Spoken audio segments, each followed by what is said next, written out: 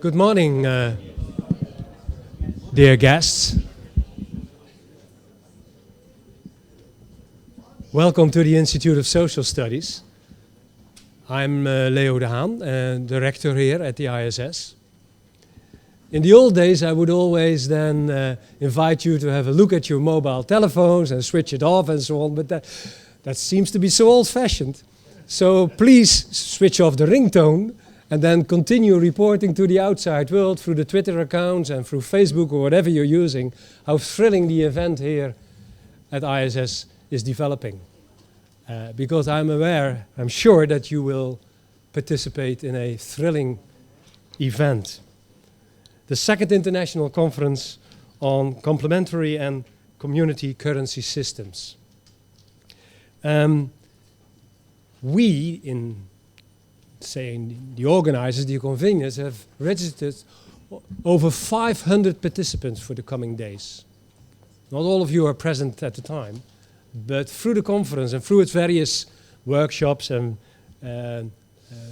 sessions, we will have over 500 participants from, 34 countries. And that also is proof of the overwhelming interest and perhaps also already experience with these alternative and community currency systems. And you are not only from academia, as you would expect here in the ISS, which is an academic institute, you're also doers, practitioners, policy makers, decision makers. And that is precisely ISS. We are an institute in development studies. We started as a training institute for mid-career professionals from developing countries. That was 60 years ago. You've seen the banner perhaps at the entrance. We celebrated our 60th anniversary last year. And we are still a training institute and a research institute on development issues. And virtually all our master students come from the global south. And an additional number from the North Atlantic, as I always say.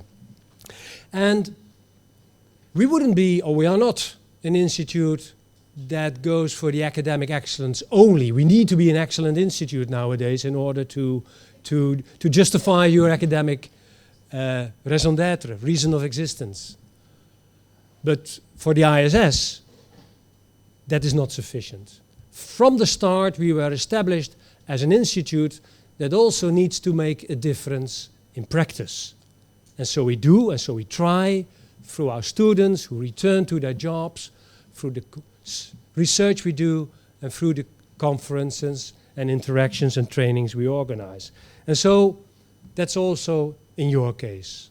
You're not here only to learn more or to see good examples, but also to find out how to use them or to improve your own practices or use them in your own practice. Many people organize this conference, and but there is one person who is in front of those all, and I would like to focus on, and that's Georgina Gomez. Georgina, I think you deserve an applause.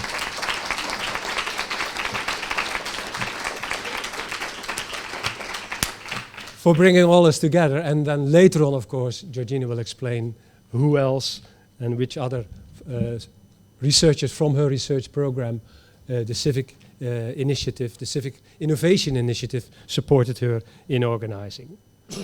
I think the experiences you bring forward today and tomorrow and the rest of the week are important experiences nowadays when we are looking for new formulas and also new ideas, also in international cooperation and in international development. Some of these local currency systems developed as network of exchange and are supported by social networks and, what would you say, protect their members against the downsides of capitalism and globalization.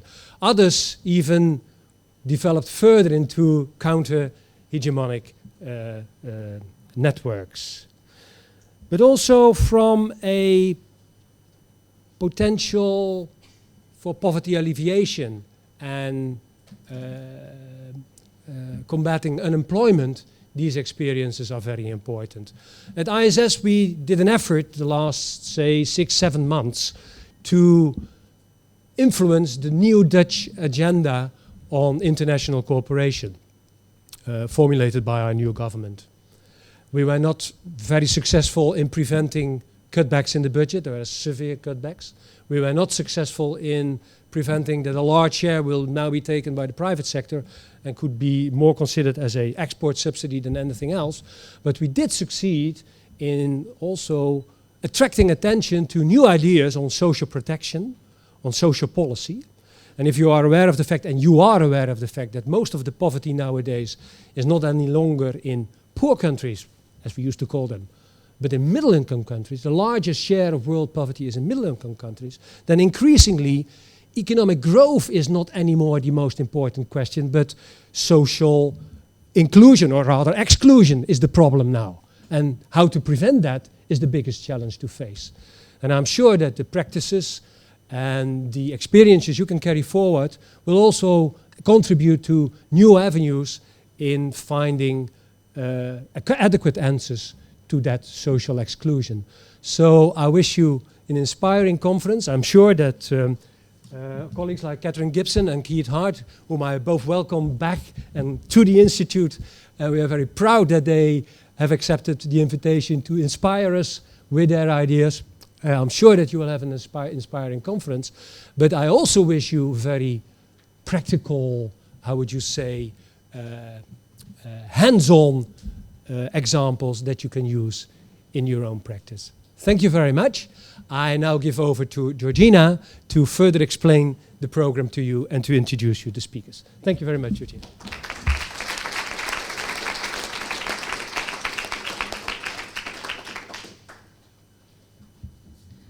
Okay, good morning. Welcome, everybody, again. It's nice to see so many known faces again. It's very, very nice. So, thanks, Leo. Thanks, our guests, Professors Keith Hart, Katherine Gibson, and Akinobu Kurada, that I don't see him. Yes, please stand up so we can also see your face. He's our main speaker for tomorrow. So I will briefly wrap up or give you some information. As you can see, we have 2 screens with the PowerPoint presentations of the speakers and the Twitter waterfall. That means that as long as you're connected, and I'm sure many of you have laptops and smartphones and so on, you can immediately react and put up your ideas there. You can say things like, what a great idea, or what a boring lecture. Yeah? It's not moderated, and that's why we have only one rule, and that is not to use strong language. But apart from that, you can say things like, I'm about to go and fall asleep. And we will see it immediately there. The second thing is that everything is being recorded. There's one camera on the speaker at the moment, that would be me, but there are also 2 cameras pointing at the audience. So we can also see you, and we can keep records. Yeah, we can keep the records to share afterwards with people that could not make it to be here today. And the NSA. Hopefully not. We also, in the course of organizing this conference, I discovered that many of our students have many talents. So I discovered that a student is a professional photographer. That's Shut. Thanks for coming. And he will be getting pictures of you all the time and without announcing them, which I hate, but I guess that's the way to do it. So you will see him around. We also have several journalists that you will see walking around the building with cameras and photographs, cameras for filming and photographing, and so on. Well, don't be afraid of them. A practical announcement is that this used to be the post office building, and it's square. So if you get lost at any point in this building, you keep walking, and you will come back to the point where you started. It's also very symmetric. So at both sides, in the corridors, you will find toilets in every floor. Every floor has the same design. On another point, and before I kick off the conference, I would like to make 1 minute of silence for Sandra Magallanes, who died last week. Sandra was one of the main funders and thinkers and mothers, in a way, of the Banco Palmas in Brazil. And many of you might have met her in Lyon. She cannot come anymore. But I would like to invite everyone to make a minute of silence for her now.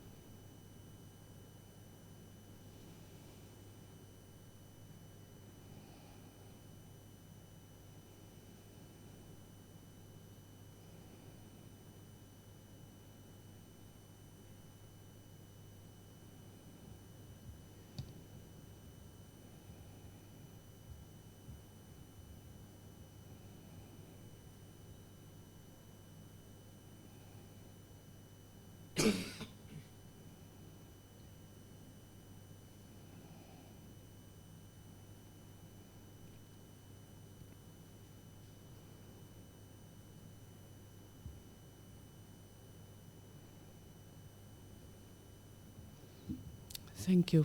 There are some delegates of Banco Palmas with us today. We really hope the organization pulls through this little crisis as well. And going back to the things on which we can actually do something is the problem of the community forge. Will Rudik was going to be here, but he was first imprisoned and then his passport was retained. He cannot come. And we really should or could do something, take some action. We're going to offer a petition that can be signed outside. Can you stand? Because your team is going to organize. We announced it a bit later because we're not quite organized yet. You're not organized yet, but you will be by tomorrow, perhaps? So everybody that would like to sign this petition of support that will go to the Central Bank of Kenya is very much welcomed and invited to take action, because it's one of the small weapons that we can use against people that consider that this community currency system is something illegal, forging money or challenging the monopoly of the state, which is perhaps what we would actually like to do. But we don't say it like that. I will pass right now to Wendy Harcourt. She will introduce the Civic Innovation Research Initiative. That's the research group in which this conference is housed or hosted. Thank you.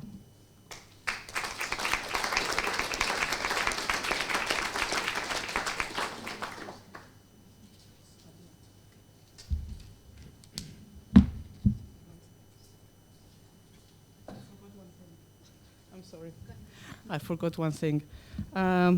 We would very much like to make this a very green conference. So I would like to explain why you got an empty bag.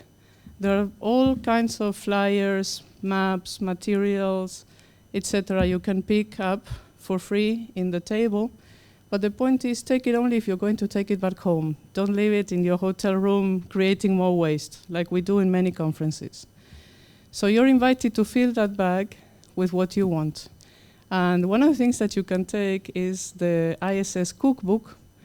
We have students from 50 plus countries in this building all the time, and they have contributed recipes from their countries. So you will find something very interesting for those that like cooking and have fun with tasting different stuff. So you're invited to simply fill that with your things.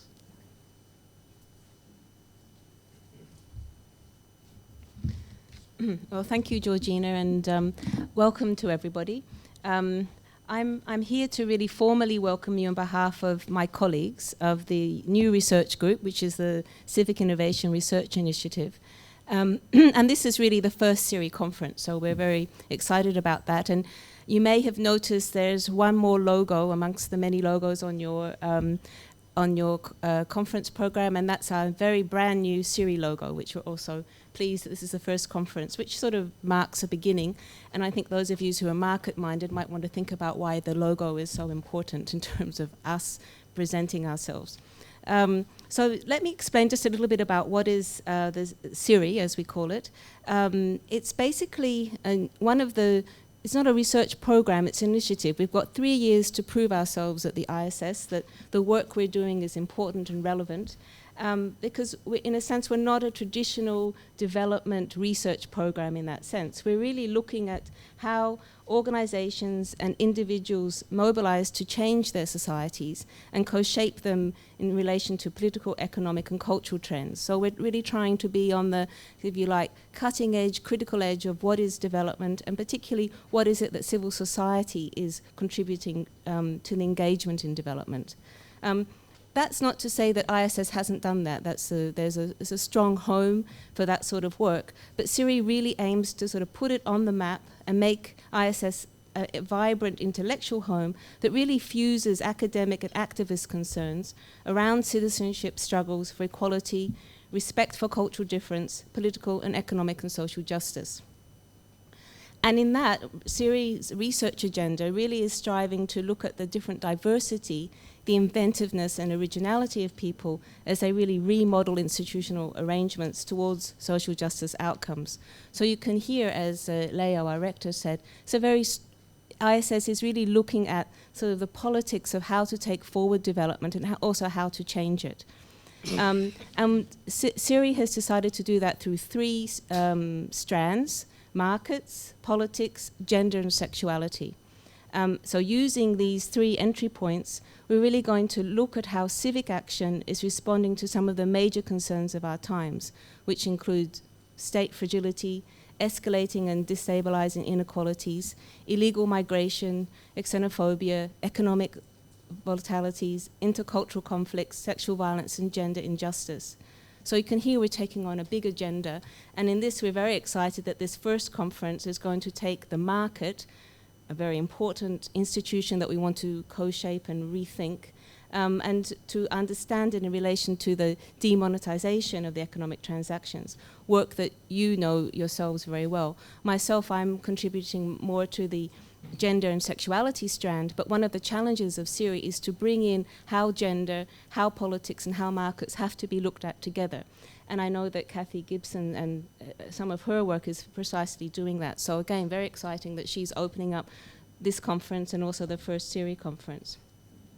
So I hope, and I'm pretty sure, looking at the program, that this event will really set the pace for CIRI in the next years, 3 years, we hope more, where it's bringing together the research on civic innovation by academics, by policymakers, and practitioners and activists to really exchange knowledge. And in this case, you're looking, and I'm going to certainly learn a lot about the issue of sustainability and diversity of money. Despite my Australian accent, I actually have been living in Italy for many years, and right now, at this time of crisis, I'm very aware that time banks, bartering, the whole issue of tickets for meals, all sorts of alternative community economies are really necessary at the moment to overcome some of the crises that Italy is facing, both in terms of its crisis-ridden economy, but also the failing governance system. So again, in terms of the sort of practical use and the excitement of this conference for me is really to listen and hear what are some of the alternatives coming from around the world that I hope I can also bring back into some of the community practices I'm involved in Italy. So on that note, thank you all very much for coming. On behalf of my CIRI colleagues, again, we really do want to recognize the work of Georgina Gomez, who has really done a tremendous job in putting together this event and bringing together all these different networks. And I'm really looking forward to learning a lot in these next days. Now, I also have the tremendous pleasure to introduce Kathy Gibson. I have known Kathy for the last 10 years or more, I'm not even, probably more, working with her on different ways of actually rethinking the politics of development. And she has done her work until 2 years ago, writing together with Julie Graham in a pen name of J.K. Gibson Graham. some very important work with their books, Post-Capitalist Politics, and the earlier book, The End of Capitalism as We Knew It, A Feminist Critique of Political Economy. This work for me has been really vital when I've been working as an activist, as a feminist, trying to understand alternative economies, alternatives to capitalism. And I was just discussing with my colleague Rosalba Ikazara over here about how, coming from another angle, this type of work speaks both to academic researchers and to practitioners. And this, for me, is why it's a very important thing that Kathy is opening the conference. And I know that she's going to be working, talking to you from her latest book that she did with Julie and also with Stephen Healy, which I'm sure she'll say also more about. So this is really cutting-edge work, very exciting work. It's innovative, it's about civic innovation, and it's also about rethinking markets, rethinking capitalism, culture and politics. So we really have it all in one with Kathy's presentation. So I'm very much looking forward to it. And don't you dare tweet up there, I'm falling asleep. You're not going to be falling asleep, you're going to be saying, now this is the way I'm going to be doing work from now on. So good luck, Kathy, and thank you very much, everybody.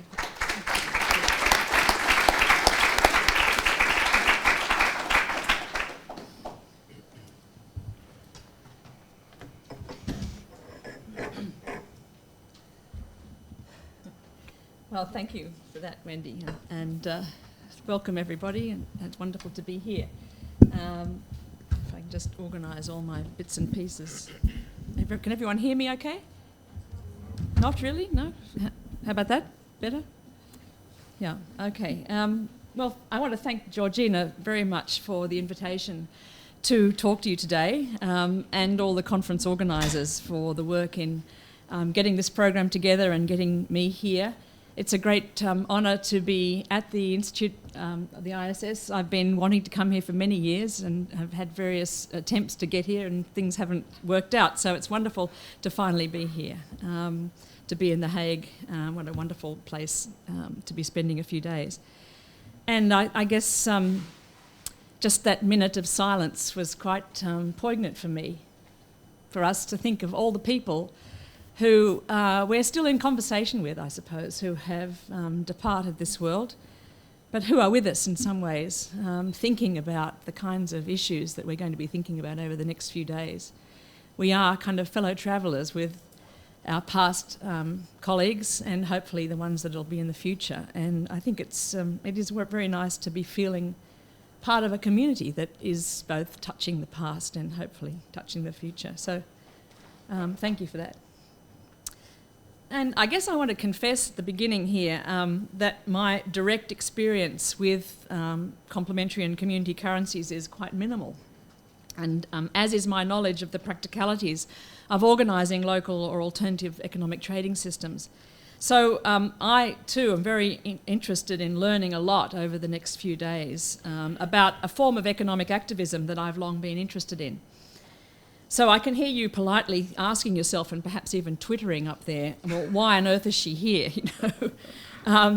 Well, to explain my presence, I'm going to quote from Georgina's letter of invitation. She wrote to me saying that complementary currency systems have become more and more relevant in the last decades, and there's a critical mass of researchers and studies at the moment. But as an area of studies, it's still in search of theoretical homes. So we think your presence as a keynote speaker would provide us with food for thought and motivation to further studies in this area in relation to the diverse economies research that I've been doing. So it's a tall order, but in the spirit of trying to provide some food for thought, I'd like to outline some of the work that I've been doing on rethinking the economy and offer it as a potential context or theoretical home within which to situate the research and practice around community and complementary currencies that you're all involved in. And perhaps what I say might motivate further studies in the area, but I guess you'll be the judge of that. Okay, so in this lecture I want to draw on this new co-authored book that has just been published by the University of Minnesota Press called Take Back the Economy, an ethical guide for transforming our communities. And I want to start, I guess, at some distance from your immediate interests and concerns, but I promise that I will try and wend my way by the end of the lecture back to the topic of alternative currencies and trading systems. And I guess to give the punchline away at the start, I see these systems, these complementary currencies, as a very important vehicle for enacting ethical economic interconnections. And as such, they're part of a suite of strategies that help us to take back the economy for people and the planet. And that kind of phrase is something that's key to what the book's about. And this book's very much written as a popular book for a generalist audience as opposed to the other books I've written in the past. So let me just backtrack a little bit to the project of rethinking the economy. Well, for many years, as Wendy mentioned, Julie Graham and myself, writing under the joint name of J.K. Gibson Graham, have been working to undermine the dominance that capitalism has over our mindsets and our real lives and our sense of possibility. In 1996, the book that we wrote there, The End of Capitalism as We Knew It, which was republished in 2006, we argued that our representations of capitalism were standing in the way of imagining and enacting different, more just, non-capitalist worlds. Capitalism, it seemed to us, was everywhere. It had no outside.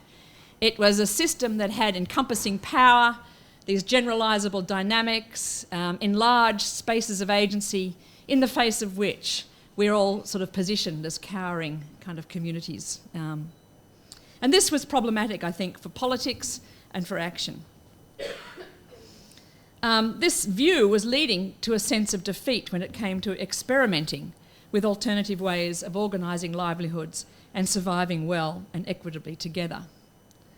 So 10 years later, in our next book, A Post-Capitalist Politics, we laid out a vision of 3 different kinds of politics that we hoped would contribute to building these different worlds: politics of language, of the subject, and of collective action.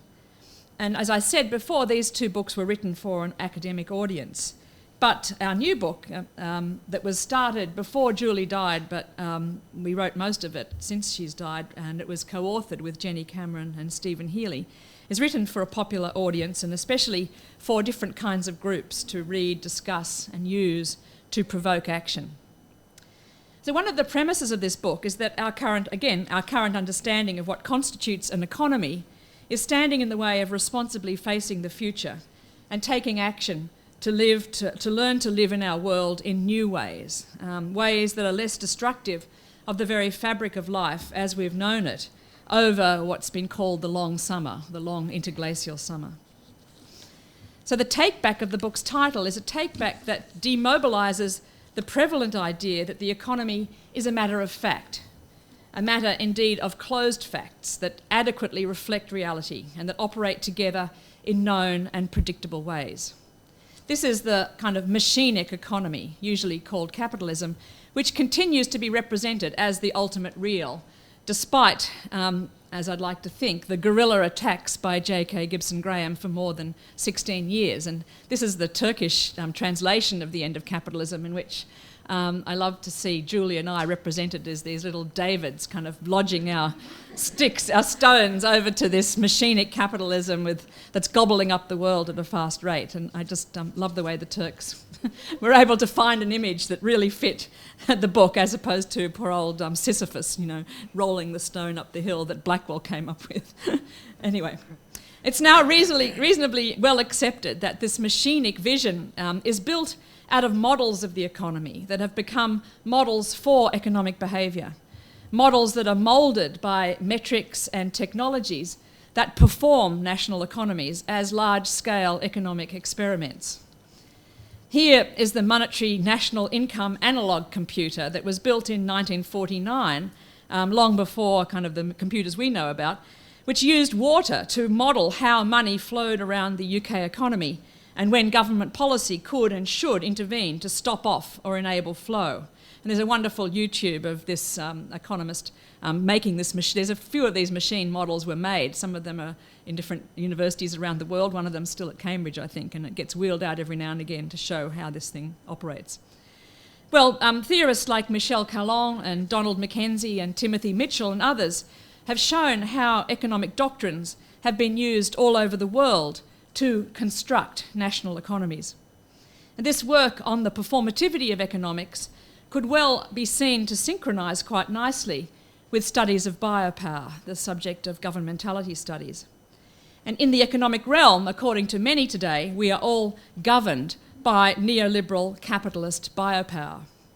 Certainly, I think we are enrolled in the experimental apparatus of business as usual, whether it's in laboratories set up to test consumer behaviour and decision-making under controlled settings, or in real-world sites such as the current context in Australia, for instance, where models of the impact of new carbon taxes on different groups are being tested and tweaked against public opinion and the calculative practices of energy providers and state governments. So in the economy as machine, or performed as a machinic imaginary, we are confined to limited roles and a narrow set of motivations. That of the employee, who wants higher and higher wages, the business owner who wants more and more profits and lower costs, especially wages costs, the consumer who wants more stuff for less payout, the property owner who wants higher and higher returns from private property, and the investor who wants greater returns from financial investment. Up against this model of economy and model for economic behaviour, how can we even think of taking back the economy so that concern for well-being, that of ourselves, of others, and of Earth others, is centre stage?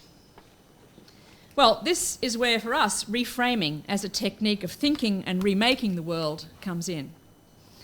To reframe is to change our understanding, to refocus on different things, perhaps to foreground something that has been in the background.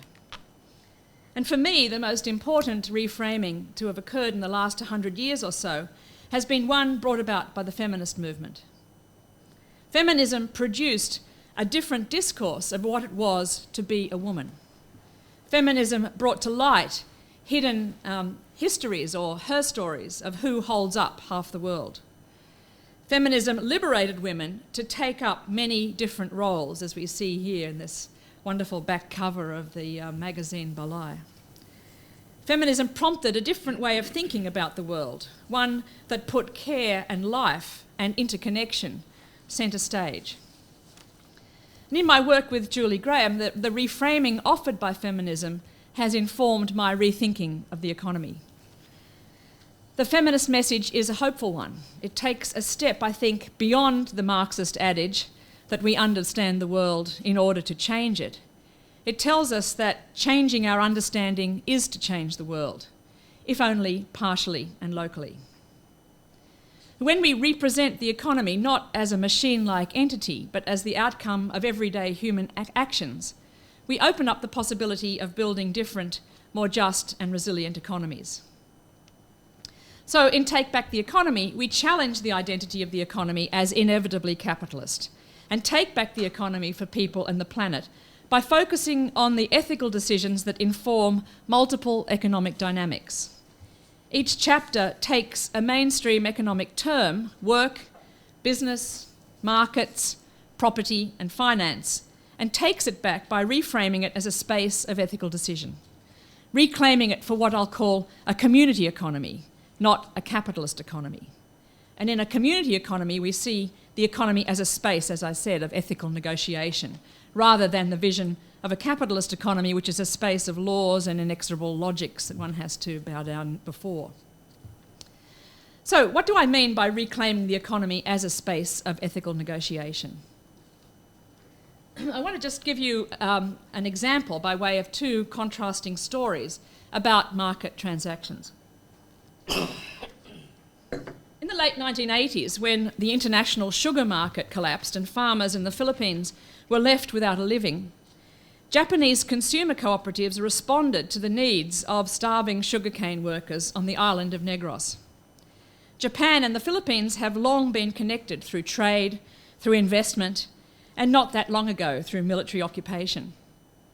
And Japanese consumer cooperatives grew out of pre-industrial mutual assistance groups and have, since the 1960s, been ardent agitators for food safety and consumer rights. They've also been concerned about the plight of farmers in the fast disappearing Japanese countryside And in the 1980s, they extended this concern to the rural Philippines. Initially, the co-op sent relief workers, food and medical supplies across to their southern neighbours. But concerned for what the sugarcane farmers would do in the longer term, the consumer co-ops established direct people-to-people trade of locally produced mascabado brown sugar between Filipino farmers and Japanese consumer groups. So with the establishment of ethical trade between the Philippines and Japan, the organisation Alter Trade Japan Incorporated was born, and its stated objectives are to support small farmers to grow products suited to their environment, to trade good food that is safe and non-destructive to the environment, and to foster encounters between people beyond borders. So today, the Alter Trade Japan organisation arranges the trade of Balongong bananas from the Philippines, and they've extended their networks to trade eco-shrimps from extensive shrimp farms in Indonesia, Nam Do kimchi pickles from a Korean farmers cooperative, organic coffee from Ecuador, Peru, Mexico, Tanzania, Haiti, Rwanda and East Timor, natural sea salt from the once threatened salt pans of France, organic green beans from Ecuador and Peru, and olive oil from Palestine. So through food trading, far-flung producers and consumers connect, recognising each other as interdependent human beings living in interdependent environments that can be nurtured by economic relations, that are negotiated with respect for each other and earth others. So Alter Trade Japan has reinstated trade as a mechanism for the type of people-to-people encounter that means that producers and consumers in very different circumstances can both survive well. They've produced what we now, of course, call a fair trade or ethical trade market. And these market transactions are a far cry from the way international trade usually operates. And consider the other, what's been called Japanese story that most of us know. During the 1970s, Japanese industrialisation took off with strong protection and support from the government's Ministry of Industry. Large corporations like Toyota, Toshiba and Hitachi burst on the world stage as exporters of cars, computers and home appliances. Manufacturing countries around the world were flooded with cheaper, high-quality goods, and consumers rejoiced. But in the industries threatened by imports, workers were laid off, plants were closed. Increasing hostility was voiced about foreign products, the countries from which they came, and the trade agreements that allowed these products to invade established markets. Some countries tried to block imports and protect their homegrown industries, and soon governments were locked in trade battles over who would benefit from free trade. As global agreements were made and broken, large national companies internationalised their operations and ownership and adjusted to the presence of Japan as a new industrial power.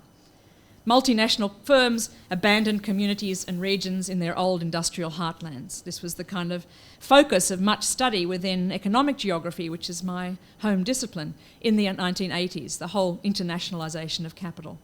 These companies found new greenfield sites all over the world, leaving industrial plants to rust and working-age people to the mercy of unemployment queues. And this kind of process continues. Well, this second story is the outcome of an economic orthodoxy, the dominant conception that markets are the most efficient and equitable mechanism for securing what we need from others. The so-called free movement of products and even services is portrayed as a universal good. Yet trade, as we know, can pull people apart and set them up in opposition and leave regions devastated as production moves on to more competitive, that is, cheaper locations. Without any ethical framing that specifies how we want to live and relate together, the most powerful nations or corporations get to set the conditions which define free trade. Inevitably, certain interest groups benefit at the expense of others.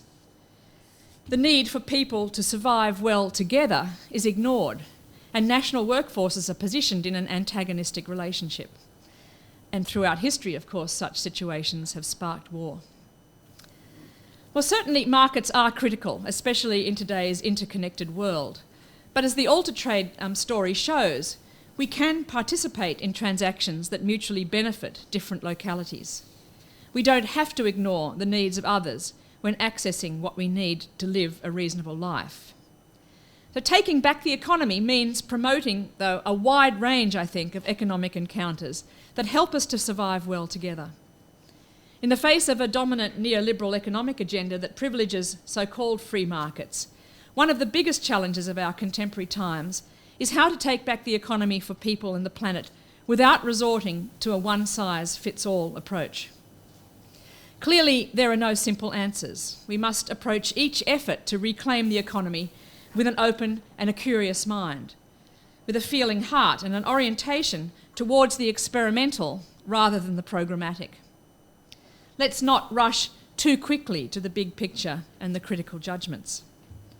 So is there a way of approaching the challenges that face us so that we are not led into thinking that there is one true and better way forward? If the economy is not represented as a machine that operates in a predictable way, with economists pulling levers to control money supply or labour markets, then we can't set a course and expect that things will systematically unfold. And if our Earth is not a bottomless resource pit, we can't keep feeding it to a machine to be gobbled up and spewed out. We must find other metaphors, other frames of meaning that inspire new ways of being and acting. And this is where, for us, the diverse economy framing comes in. It's a framing that widens the scope of what makes up our economy, that is, the identity of the economy. And it opens up a discussion of what economic dynamics we might want to activate. So it moves away from this idea that there is a machinic, law-like system, but something that has diversity and something that opens up then possibility for acting in different ways. In our work with communities interested in different life-affirming development pathways, we've used this image of the iceberg economy to help people see that they are all contributing to an economy that meets material needs and distributes wealth and well-being. So in this iceberg, we see at the top, above the waterline, the very visible economy that most economics deals with, the economy of employment and wage labour, the economy of production of commodities for formal markets, and the economy of capitalist business. And this is a very good image, I think, when you're in high latitude climates like Iceland, where I was last year, but it doesn't work so well in the Pacific. So we've used the idea of a floating coconut as another way of showing this kind of different vision of economy. And here we have above the waterline the so-called formal economic activities that people in islands such as the Solomon Islands and Fiji are involved in, which are very small in number, versus the millions of activities in the informal economy and in the non-market economic transactions that largely support life. Production of food, production of community caring, and so on. So these are kind of just very simple representations of the diversity of economic activities that make up our economic lives. This kind of framing needs to be systematised, though, but it opens up and widens the scope of what makes up our economy and invites us to think differently about economic dynamics. So drawing on the work of economic anthropology, of informal sector studies, sociology, development studies, the cooperative movement, community activism, this diverse economy work gathers together a heterogeneous range of economic activities. And along with the mainstream economic activities of waged employment, formal markets and capitalist enterprise, it points to other forms of labour, other forms of transactions, other forms of enterprise, as well as other forms of property and finance, including those in which relations are non-monetised or are motivated by concerns that can't be reduced to rational competitive self-interest. So let's look at what inhabits these cells. For instance, in the area of work and labour, we have all the different ways in which labour is transacted for alternative forms of payment, whether it's self-employed, where many self-employed people don't even pay themselves a wage, or just a very small minimal wage. We have forms of reciprocal labour, where people do labour for each other and take a note of how much they do and reciprocate. We have obviously work that's done for in-kind payment, or work, say, in situations where people work for their welfare payments. But we also have all the ways in which people do unpaid work to make the world go round. Unpaid work in households, in volunteer activities, in self-provisioning, and of course unpaid work still as slave labour. There's still very much a slave economy operating in our world today. When it comes to thinking about transactions, there are all the alternative kinds of market transactions, such as the fair trade market that I've just talked about, all the alternative currencies and complementary currencies that you're interested in, other forms of, obviously, underground markets and forms of barter. And then all the non-market transactions that are also part and parcel of our economic lives. The kind of sharing that goes on in households, the gift giving that takes place in communities, the gifts that we take from nature through hunting and fishing, the gleaning activities that are still, again, prevalent today, and of course forms of illegal theft and poaching. And when it comes to enterprise, we can look at all the different ways in which we see alternative businesses, some of which that are still capitalist, but are oriented around different kinds of ethics, such as state enterprise, although one would question sometimes whether those ethics are very different, but they can be in terms of the way distribution of profits can be directed. Socially responsible businesses and many non-profits that are working for community benefit without making private accumulation possible. And of course all the non-capitalist forms of enterprise that are also very important, particularly worker cooperatives, obviously sole proprietorship, which is probably the most general and prolific form of enterprise, various forms of communal enterprises, as well as still ones that are run along feudal and slave lines. The diverse economies also has been extended then to think about the kinds of property relations that we can think that include everything other than formal private property that is owned for individual benefit. And of course there's a whole struggle at the moment around open access property and how property rights will be exercised over those.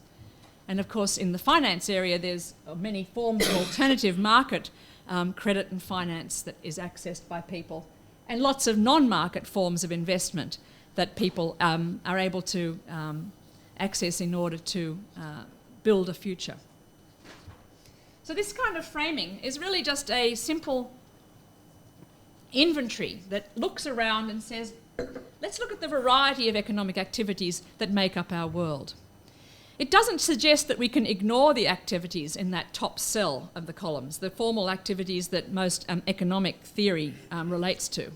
But it invites us to explore the complex interactions within diverse economies and to experiment with different development pathways oriented directly to the growth of well-being, rather than those development pathways that see well-being as only occurring via the circuitous route of investment growth and trickle-down effects.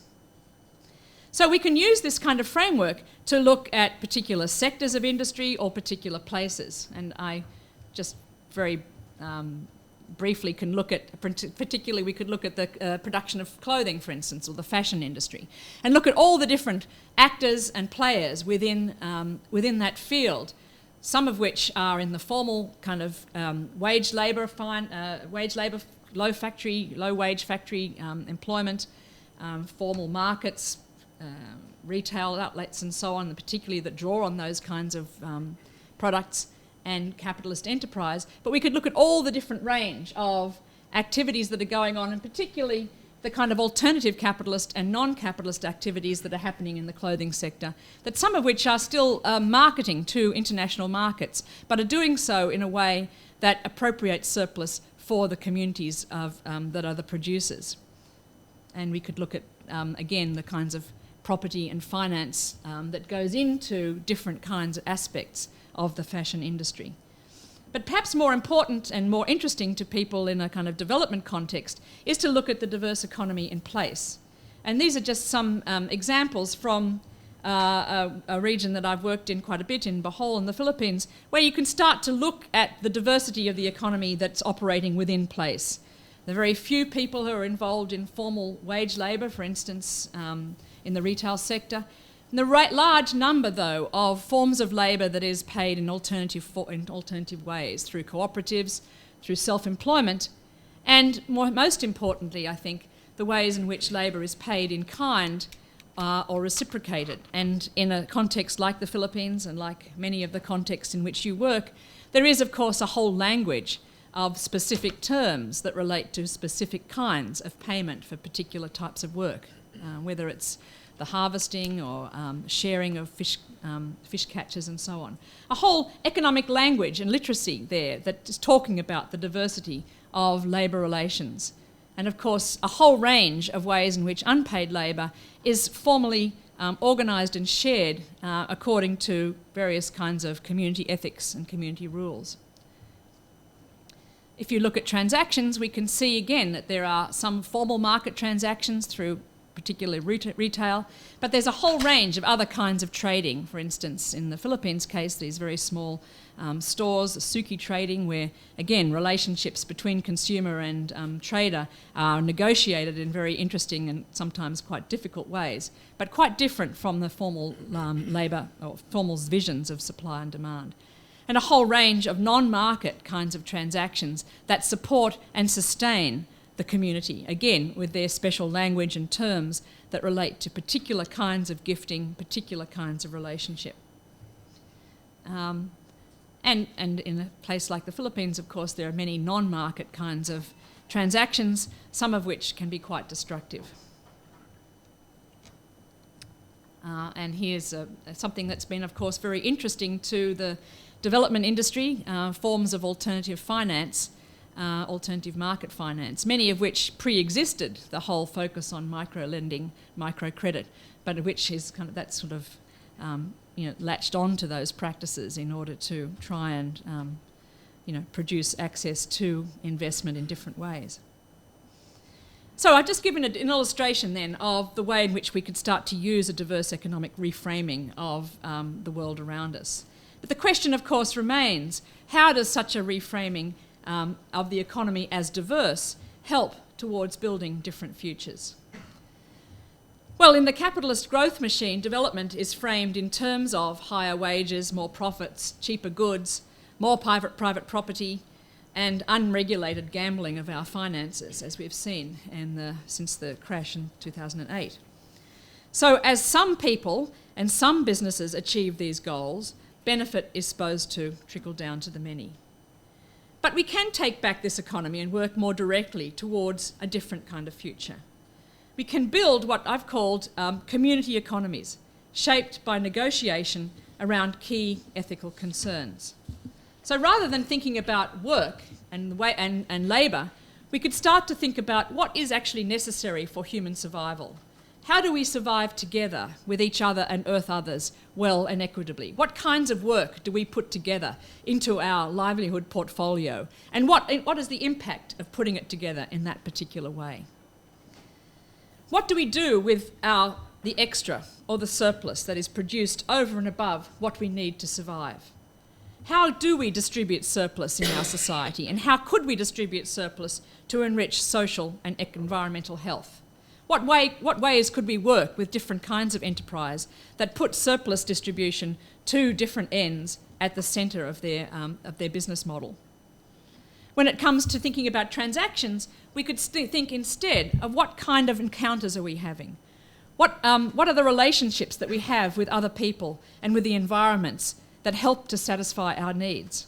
And how do we encounter others in ways that supports their well-being as well as ours? What ways can we work with different kinds of transactions that do this? When it comes to questions of property, we could be thinking of what do we maintain and how do we maintain and replenish the gifts of nature and intellect that we all rely on, and yet we call and we try and claim as private property? How can we care for our natural and cultural commons by the process of commoning? What does that mean for our property relations and relations with each other? And when we come to thinking about finance, we might ask instead, how do we invest our wealth? And what do we invest it in? How can we invest so that future generations can live well and the planet can live healthily? And in all this kind of considerations, we need to be asking, what do we use up and consume in the process of satisfying our needs? How can we consume sustainably? So what we've tried to do in our book is talk about reframing economies in terms of what we call community economy concerns, as they're listed. And the book is really talking about how do we take back those areas of the economy, work, business, and so on, in terms of those concerns. But unlike the structurally configured economy with its regularities and lawful relationships then, the community economy is an acknowledged space, social space of interdependency and self-formation. It's a process, a place in which new subjects have to be forged, new experiments need to be tested and worked on. Anything but a blueprint, it's an unmapped and uncertain terrain that calls forth exploratory conversation and political and ethical acts of decision. So, what I've done up till now, I guess, in this lecture is introduce the idea of a diverse economy, a reframed economic identity for the economy, and hinted that we can activate different kinds of dynamics to shape our economy, these ethical interactions. So it's stepping away from the idea that the economy tells us what to do, that the economy has its own shape. Of course, there are ways in which economies are very locked into certain technologies and durabilities, and it's not all that easy. But how do we start to make moves towards taking back this thing and shaping it towards the kinds of values, I suppose, that we see as sustaining life for the future? So what I want to do in the last part of the lecture then is just focus in on this question of transactions, because that's obviously the thing of most interest to this group. How can we work on diversifying the kind of transactions that are taking back the economy and focus on the ethical encounters that we might like to foster with both distant others and with those close by? How can we encounter others through transactions in ways that supports their well-being as well as ours, is the kind of general ethical question. Well, as I've already shown, the diverse economies framing alerts us to the many different ways that through transactions we access the goods and services that we need to live well. As a first step towards building community economies, we can interrogate our own practices of provisioning, for instance, and ask ourselves, what do we know about who and where supports our lives? The eco-feminist philosopher Val Plumwood called this the shadow places that grow us. She asks, what would it mean to acknowledge and honour all the places that support you, from spiritual to economic, and to honour not just this more fully conceived own place, but the places of others too? And I think in the area of transactions, we have an opportunity to start to think about this question and enact different kinds of practices. And in the book, I guess we're focusing on starting where we are, starting in our own lives in order to start to think about taking back the economy. And so the things I'm going to lay out now are some of the kinds of tools that we've used to get people and groups to start to think about where are they situated and what kinds of activities they're involved in and where is there room for movement. So one starting place for doing this is just to take an inventory of what's in your cupboards, what's in your houses, and this is an inventory that was done on selected items for my own household. I'm not sure you can really read this. But here I just looked in the cupboard, I looked at what I was wearing, and I looked around the house and said, okay, where have these things come from? Which have come from my own economy, from the Australian economy? Which things have come from the majority world? And which things from the minority world? So this is just a simple kind of inventory of selected items that are just a first step to thinking about who are the people, what are the geographies that support my life. We can then start to represent this inventory on what I've called a distant others dandelion. So radiating out from the centre, each line represents, so the centre represents a household where end consumption is happening, and each line then irradiates out to these products, the where from inventory. The length of the line or the dot represents the dot's the country of origin, and the length is supposed to represent the rough relative distance from the end consumption point.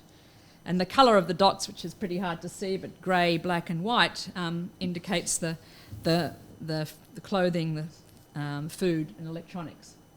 So we can see here that so much of the food comes from Australia, but quite a lot still comes from the minority world, from Italy and France and so on, and of course many of the electrical appliances come from Asia.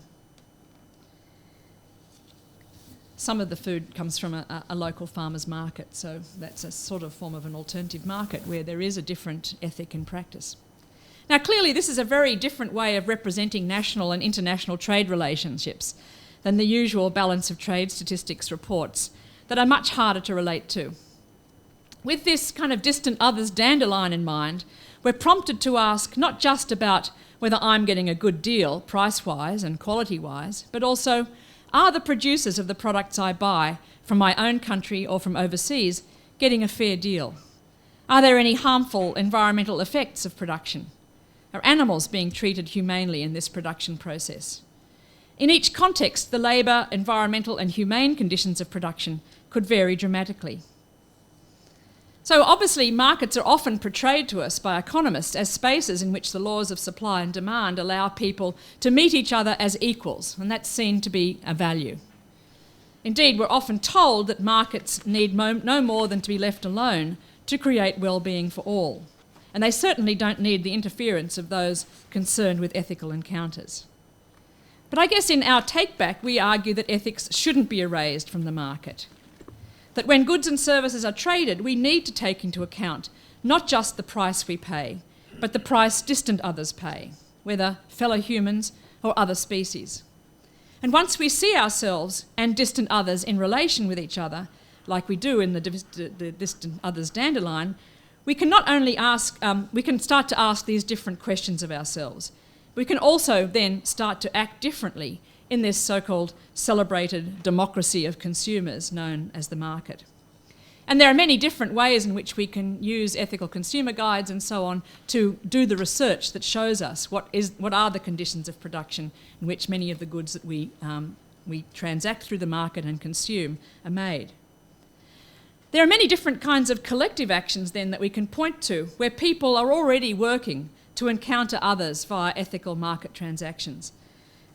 So there are many ways of supporting markets where the well-being of others is built into the encounter. And obviously expanding fair trade networks is one area where this happens, although of course it's a very contentious area and it's an experimental area and we could go into that. But I'm just pointing to the fact that it is a place where markets are being used to try and create different kinds of ends.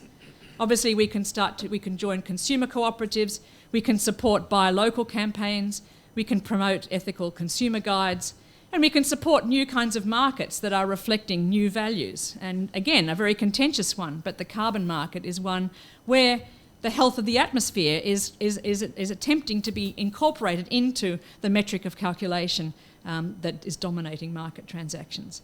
And of course, there's a lot of work at the moment on trying to prevent trade with violent regimes, such as the conflict minerals that go into all of our smartphones, and inhumane practices, such as the groups that are interested in animal liberation and so on. So there's lots of activity, collective action, I think, that is already going on around market transactions, formal market transactions, to try and bring ethics into the marketplace. But as the diverse economy framing shows, of course, there's much more to interacting with each other to survive well than just mainstream market transactions. What about all the other alternative and non-market ways we have of transacting and encountering others? Well, let's use the simple dandelion again to take a tomato and look at the range of transactions by which the simple tomato gets onto our plate, nourishes our bodies. And here I'm using the diverse encounter dandelion. And here again, the length of each line represents the distance a product has travelled from its point of production to consumption.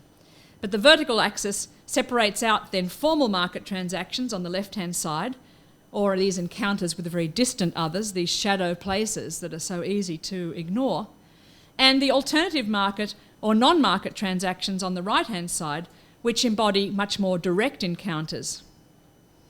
So as we've seen, the encounters on the left-hand side don't have to be devoid of care and concern for distant others, both human and non-human, but the encounters on the right-hand side are usually consciously guided by obligations and rules of commensuration that embody relations of care for each other.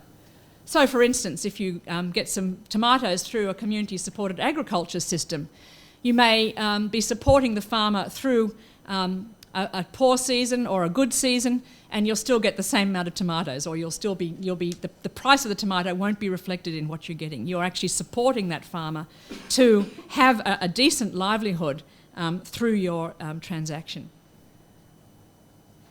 Of course, if you're taking your tomatoes from your friend's backyard, you're also going to be thinking about what can I give that friend in return. And if you're taking native tomatoes from the bushland, you might be thinking, how much can I take before the plant can't reproduce itself? There's a whole lot of other kind of calculations that are going on.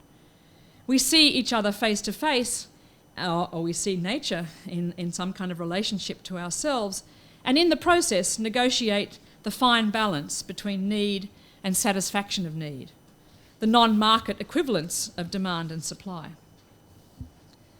And there are also many collective actions, ways of expanding ethical reciprocity. And of course, this is where I think complementary currencies are at the cutting edge of taking back the economy, along with experiments with things like community-supported agriculture and fishing and other forms of barter transactions. So in complementary currency systems, people are connecting more directly than through the pricing system that mainstream markets allow.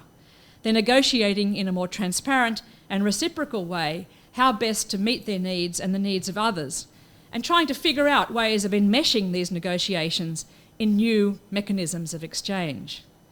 So, for example, in time banks, units of time, usually hours, are the currency that allows members to trade in services with other members. When they're established, members decide on how people's time will be valued and whether all time will be valued equally. So, for example, in the hour exchange in Portland, all labour is given the same value, including that of doctors and window cleaners, which reflects a commitment by the local community to equality in all forms of work. While in Japan, in the celebrated elder and disabled care services that are organised by caring relationship tickets, or the Furiai Kupu, which I've probably pronounced wrongly, these things operate nationally. The work the work that is involved in intimate bodily care is valued at twice that of the work involved in shopping or reading for the elderly, reflecting a recognition of the particular nature and demands of the care being offered. So there's a kind of an ethical negotiation that's going on that's creating that form of exchange and the mechanisms by which it works. With local exchange and trading systems, the time bank idea, as you well know, is extended to cover exchange of goods and services, and members earn credits by giving and receiving services and goods. So in this direct people-to-people network, success is measured by the amount of turnover. The more members are spending and earning, the more the system is enabling people to give and receive services and goods. And this is particularly important for people who don't have ready access to cash and may not be able to participate in formal market transactions. So it's a system that is good for people who are rich in talent but money poor, and that allows them to exchange skills and abilities for the things that they need. So again, it's a valuing of the differences and showing how a particular way of exchanging can work with those differences to promote well-being for individuals and for a community.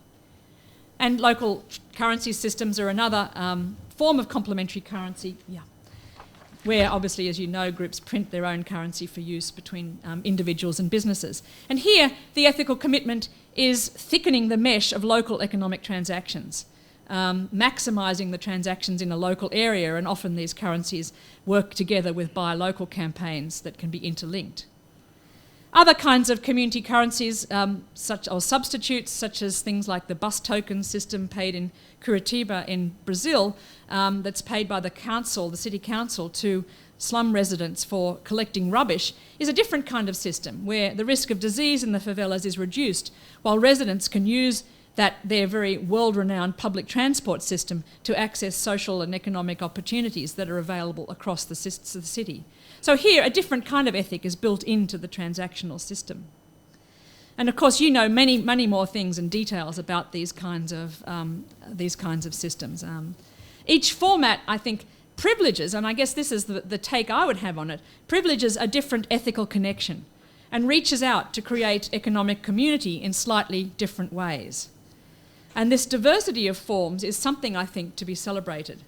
it seems to me, especially if we've abandoned the conceit that there is one true pathway for taking back our economy for people and planet, that we have to support experimentation in a range of different ways of doing transactions, of doing these kind of currency and complementary currency systems. And I'm particularly interested, I suppose, in how complementary and community currencies could interact with a suite of ethical experiments with taking back markets, the kinds of experiments that relate to other parts of the diverse economy on one side. And I'm also interested in how they can connect with other strategies for taking back work, business, property and finance. In other words, how might these systems work together with strategies that are taking place within these other dimensions of the community economy? And how can they be utilised not only by communities and organisations, but by government authorities, rather than being seen to be in opposition to government practice? So perhaps these might be some of the directions for future research. As many commentators and even major supporters of community currencies, such as my fellow geographer Pete North, people such as Peter bemoan the small size of alternative currency systems, with the implication that their influence is thus also minimal. But I think we need to rethink how these initiatives work with others to create the conditions for more responsible economies. An interesting development is the use of complementary currencies in tandem with other strategies for taking back business and strengthening social enterprise that's oriented towards producing social or environmental well-being directly. A recent example came to mind in the work of my PhD student, Joanne McNeil, who has just been travelling around the world conducting interviews with social enterprises as part of her doctoral research. And one of the interviews she did was with the Northamptonshire libraries in the UK, which were threatened quite recently with closure because of government funding cuts. And in these communities, the individual residents didn't want to lose their local libraries, and they lobbied the council for creative options. They were willing to donate some of their time to keep the libraries open. So various parts of the community, including the non-profit organisations and some local businesses, worked together to design and implement a solution that provides outcomes for the whole community. And interestingly, a time bank model is central to this approach. And care has been given to design roles that cover a wide range of volunteering motivations. So volunteers are then offered free adult learning opportunities in return for work manning the library and keeping it open. People are gaining skills and experience and are working together to initiate and deliver local projects. They now have a strong voice in library decision making, as their involvement is central to the libraries remaining open. The local authority continues to fund the service and to provide professional staff into each library, but on a reduced basis, with volunteers providing add-on and wraparound support. And there are now over 820 volunteers supporting 26 libraries and friends groups. The libraries then work closely in with a wide range of community and business organisations and host many of these activities. So the library's function has expanded, its role has expanded, and there's now increased involvement of community members so that these libraries are becoming community hubs. Now again, I could hear someone immediately twittering, oh, this is just the neoliberal rollback of the state and the community is having to step forward to take up the role. Well, that's one story. I think that's one way of seeing it. Another way of seeing it is a community actually starting to interact and interconnect around something that they value and creating more than just the library, more for their community than just a place to borrow books.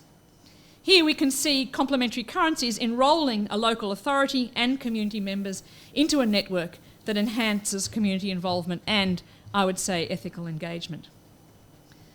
So, just to conclude then, and that's the Northamptonshire Libraries. I want to consider then the role that we play as academics in researching community and complementary currencies. Bruno Latour argues that under the guise of studying reality, academic disciplines are actually extending the range of entities at work in the world and actively participating in transforming some of them into faithful and stable intermediaries. And he continues with an example that I think is pertinent to the question of rethinking economy. Thus, economists, for instance, are not simply describing some economic infrastructure which has always been there from the beginning. They are revealing calculative abilities in actors who didn't know before that they had them, and making sure that some of these competencies are sunk into common sense through the many practical tools of bank accounts, property rights, cash register slips, and other plugins. So he's talking about the constitution through economics as a discipline and its metrologies of, the usual economic subject, the neoliberal subject. But Latour asks us as scholars to be more aware of how we populate, multiply, stabilise, and discipline the world. So in our book, Take Back the Economy, an ethical guide for transforming our communities, we're attempting, and here I'm paraphrasing Latour, to reveal the ethical abilities in actors who didn't know before that they had them, and making sure that some of these new competencies are sunk into common sense through a set of new practical tools. It seems to me that your work with community and complementary currencies is experimental. It is helping to enact new competencies, ones in which exchange is a vehicle for ethical interaction in a community that is always in the making. We don't have just one pathway to a better future, but we have many pathways that are building ethical sensibilities and competencies as they go. Thank you.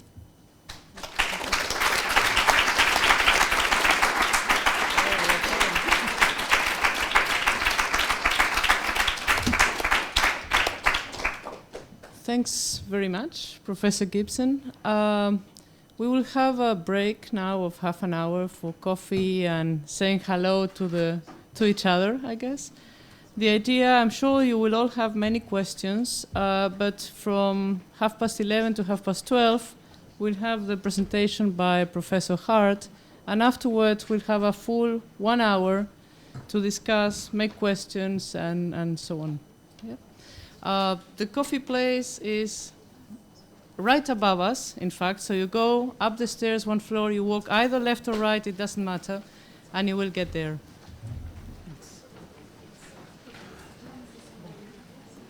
Well, then it's you. Then it's you. So are we not going to try for questions In the end, 1 full hour. for me to speak? You speak 1 hour, No, and then I see, because